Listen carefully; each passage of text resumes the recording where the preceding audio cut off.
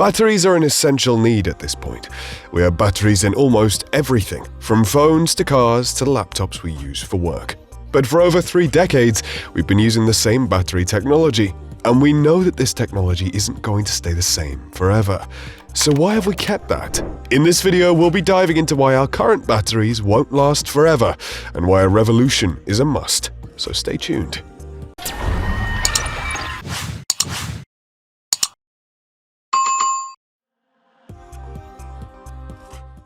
In 1936, a strange pot was dug up in a tiny town close to Baghdad, Iraq, and for 2 years this pot was simply another dusty, unremarkable exhibit in a museum. But one man saw things differently.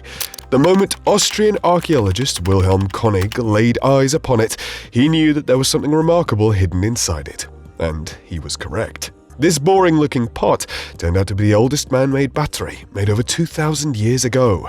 This pot, now known as the Baghdad battery, is a simple clay pot with an asphalt stopper stuck inside of it, an iron rod encased in a copper coil, and an acidic residue, suggesting that they used grape juice in the paving. But even so, this battery wasn't all that powerful and could barely give an output of 1 volt, meaning that to charge an iPhone, you'd need 2,000. Now compare that to your charger. The most logical use for this battery is electroplating little items with thin layers of copper for decoration. However, the underlying idea of this antique battery has stayed unchanged throughout the years, and it is the same principle that basically powers modern electronics. Batteries, in essence, consist of 2 electrodes, positive cathodes and negative anodes, connected by an electrolyte, which is frequently a liquid gel or paste and allows ions to move between the 2 electrodes. Now, compare that to modern batteries, nothing much has changed. The cathode remains the copper cylinder, the anode is the iron rod, and the electrolyte remains the grape juice. There's a cathode in the lithium battery that powers your laptop, and graphite is typically used as the anode in lithium metal oxide batteries, while a solution of lithium salt serves as the electrolyte. Although there have been many improvements made through the years, the underlying ideas have been the same. Alessandro Volta, an Italian physicist, constructed the first modern battery in 1800 by building a voltaic pile out of alternating zinc and copper discs separated by brine-soaked cardboard. This made it the world's first continuous electrical battery.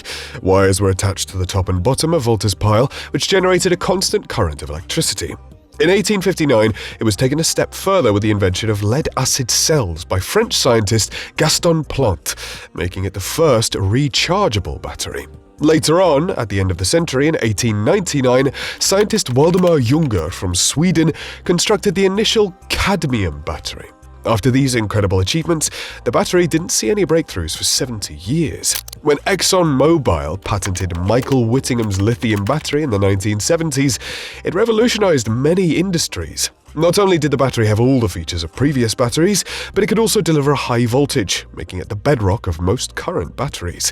But still, even though the lithium battery is adequate, it just falls short. We can certainly create larger lithium batteries, but there's a theoretical limit of 260 wattage hours per kilogram of host battery weight that scientists have determined.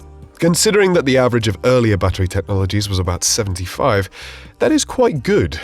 What this means is that if a phone runs a full day on one charge and the company wants to extend the battery life to a week, they'd have to use a battery that's 5 times heavier, maybe even more. However, there is a second, more hidden obstacle to creating larger and better batteries, one that tech companies would rather not bring up in any conversation, despite its importance. The resources needed to manufacture batteries are becoming increasingly scarce, as confirmed by scientists.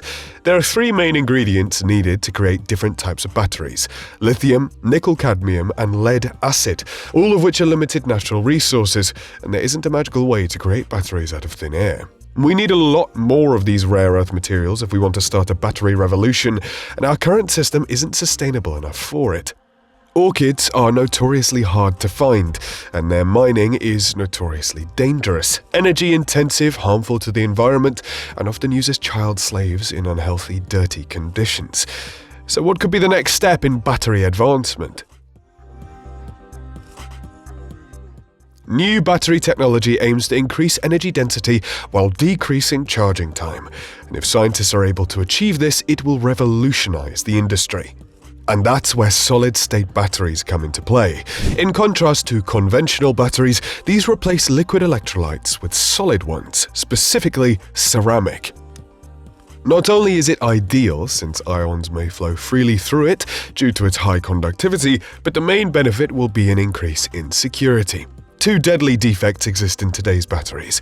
A thermal runaway, which can cause fires or even explosions, is a first concern, and another issue with lithium-ion batteries is the formation of dendrites, which are actually strands of lithium metal that develop within the electrolyte itself. And if the dendrites grow to the size where they obstruct the cathode-anode gap, well, we have another concern of fire or terrible explosions. Now, if you use a solid-state battery, both of these concerns just vanish. No longer is thermal runaway a concern. Solid dendrites will have a hard enough time penetrating the electrolyte, and ceramic is chemically inert and very stable at high temperatures. Since solid-state batteries do not have a permanent anode, they're about 50% of the weight of lithium-ion batteries, which allows them to boost energy densities that are around 100% higher. Now, imagine these batteries in cars. If that were to happen, the range anxiety argument against electric cars would become irrelevant, as a vehicle with the same weighted battery as today's 350-mile EV would have a 700-mile range. But even if this all sounds promising, further development is necessary to ensure the stability and consistent operation of solid-state batteries. However, American company Quantum AP is presently at the forefront of this field. And you can expect to see solid-state batteries in consumer electronics and automobiles by 2025, according to current predictions. But that's getting into a whole different category of batteries. What if we can find a less complicated way to improve our existing batteries?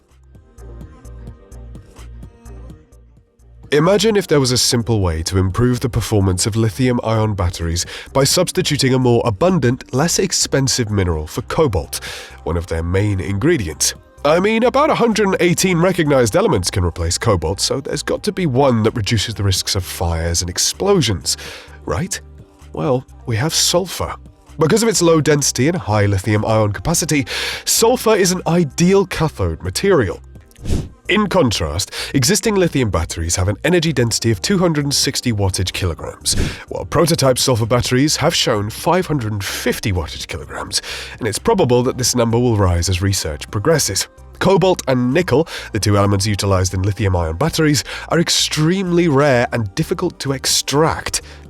Sulfur, on the other hand, is both inexpensive and abundant. In fact, it's the 10th most abundant element in the universe by mass. Some labs have already constructed sulfur batteries that are both functional and economically practical. In fact, scientists have been exploring the idea since the 1960s, and we're quite far along in our present revisions. But even so, we don't see them commercially available anywhere. Commercially viable isn't often a precise description, and the present iteration has extremely short lifetimes when subjected to a charge and discharge cycle. Some prototypes have shown 10 to 30 charge cycles before completely dying. I mean, you're not going to purchase an electric vehicle with an 1,000-mile range if it can only be charged 30 times. Improving upon these shortcomings is currently a top priority, and within the last year, several lithium-ion batteries with lifespans in the hundreds of cycles rather than the tens have been manufactured. Lyten, a venture capital-backed firm based in San Jose, California, is constructing an automated production line to manufacture lithium-ion batteries. The company's principal customers are electric vehicle manufacturers.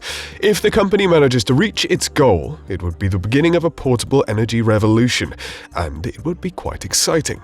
But how long until we see these technologies implemented in everyday life, in areas like our homes and offices? Well, according to the predictions, we'll see these batteries in phones and cars this year.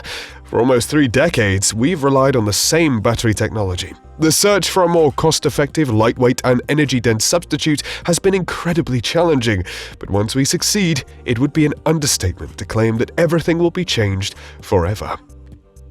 If we could create energy-dense, inexpensive, and efficient batteries that a remote village could charge with solar energy, then everyone there could have access to a constant, uninterruptible supply of almost free power for the rest of time. Furthermore, this new battery technology can help communities grow, which in turn helps fund infrastructure upgrades for the grid. But what do you think? Will we ever truly get batteries that will outperform lithium-ion batteries available for common customers? Let us know in the comments below.